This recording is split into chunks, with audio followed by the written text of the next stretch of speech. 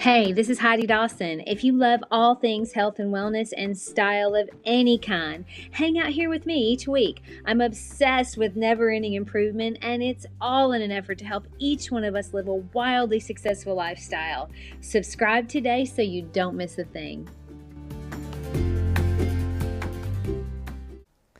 Hi, guys. Welcome to episode 529 of the Wildly Successful Lifestyle Podcast. I'm so glad you're here. Thank you for listening and sharing the episodes. It means so much. And also, if the episodes are inspiring you or helping you, click on those three little dots. Usually they're in the top right corner of whatever app you're listening to them on, and give me a 5-star review. People really look at those to see if the podcast is worth listening to. I know I do. And thank you in advance. It helps the podcast to reach more people. So we're making the world a little bit better with each episode. All right. Have you ever felt like you're behind in life? Like everyone else has it all figured out, but here you are over here just flailing about. I know I have. And I bring it up because I was listening to the All In podcast recently, and they had Naval on. He's someone I follow on X. He's a truth seeker and has a lot of insight that I appreciate and I found helpful and inspiring. So he's on there, he's talking about how he was raised, and then also how he raises his children. And he said that he lets them do what they want to do as if they were adults, because that's how he was raised. He wants them to be free and to be happy and have agency, which is basically a fancy way to say take control of their choices. So he lets them have ice cream if they want ice cream, and he lets them play on their iPad if they want to play on their iPad. Now he has a few requirements. They're homeschooled, so they have to do a certain amount of math and reading each day. But he said that they're learning to have agency and learning to make decisions and learning to decide what's best for them at a really early age. And his approach to that made me think about my own upbringing and learning to say no to things that don't feel right and yes to things that do at a very young age. Sounds good to me. It sounds right. Doesn't that feel right to you?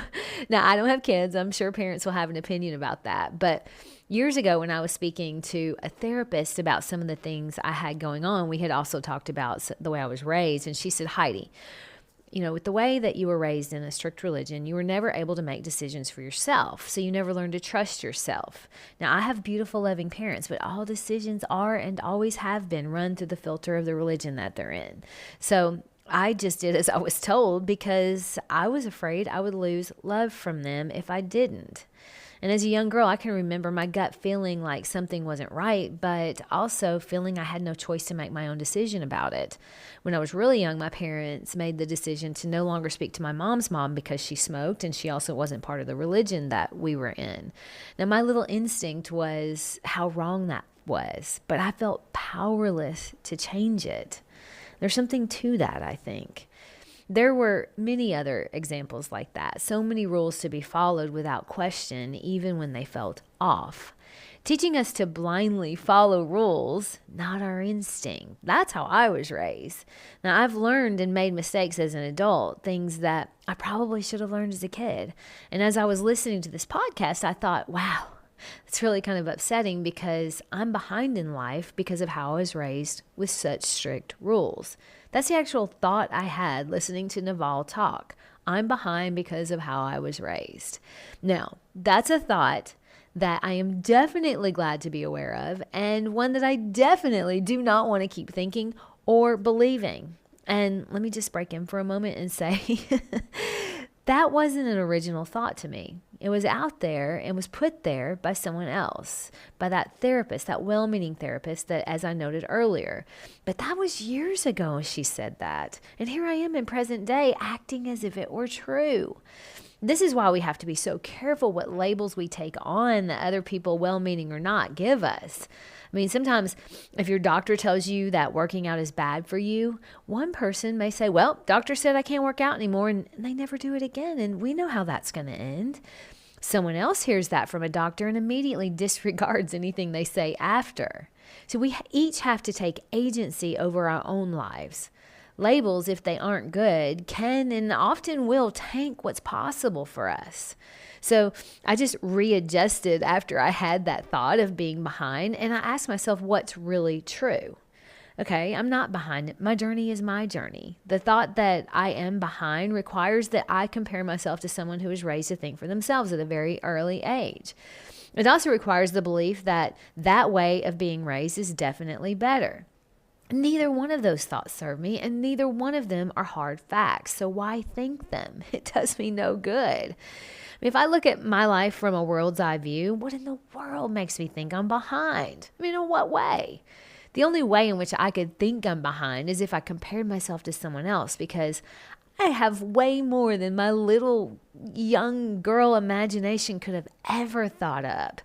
Comparing myself to 4 men who've made millions by being venture capitalists, that's silly. That isn't my zone of genius. I'm not even interested in it. The reason their podcast speaks to me is because they talk about a lot of things, health and wellness and politics and cryptocurrency and a lot of other topics that I really love to listen to.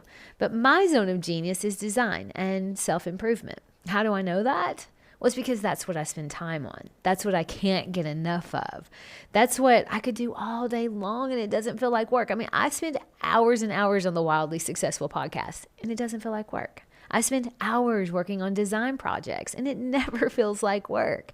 That's how I know it's my zone of genius. So I'm only behind if I let myself think I am. In reality, I'm exactly where I'm supposed to be. How do I know that? Because that's where I am. Now, do I want more? Yeah, I do. But that's human nature. That wouldn't change even if I were a venture capitalist making $20 million a year. Human nature hits a goal and then automatically looks for another. Think about it. Has that ever not been true for you? Have you ever reached a goal and just said, well, that's it. It's all I want. I'm done forever. Now, maybe you have a momentary thought of that, but human nature wants more. That's what keeps us growing. That's what keeps us alive. Always wanting more, always wanting to be better, always wanting to grow. The challenge is to be satisfied with where you are, while at the same time knowing that wanting more is normal. When that happens, now you're in the flow. You see, you're not behind. You're just human. If there's something you desire greatly, that means in some way you're meant to have it. Being in the flow will attract it to you faster than anything. But being satisfied with where you are is what puts you in the flow. Now I'm going to close with the words of Naval himself. Schools, politics, sports, and games train us to compete against others. True rewards, wealth, knowledge, love, fitness, and equanimity come from ignoring others and improving ourselves. I love that. School and sports and politics, that's where we can compete. But when you really get the true awards, which is that love and equanimity and knowledge and fitness and wealth of your own kind, that comes from ignoring what other people think and what they're doing and just improving yourself. It's fun to have healthy competition. Those trophies that come from sports, that come from those games, that come from those challenges, they give you a high. But that high is fleeting. Knowing you're enough, knowing you're exactly where you're supposed to be, loving what you already have while at the same time being excited for what's to come, that's a high that can last forever. My challenge to you today is to remember you're not behind. You're on your own path, and that path won't look just like anyone else's path. So don't focus on someone else's growth. Focus on your own. Don't compare yourself to someone else. The only comparison that's real is who you were yesterday. Are you better today? Have you grown? Would little you be in awe of who you are today? If you don't like that answer, at least now you have a new goal. Share this with 3 people you're proud of. I love you guys. I'll talk to you in a few days. Don't forget to subscribe and share with your friends, because we're just going to keep going bigger and better places together, and I love that about us. Talk to you in a few days.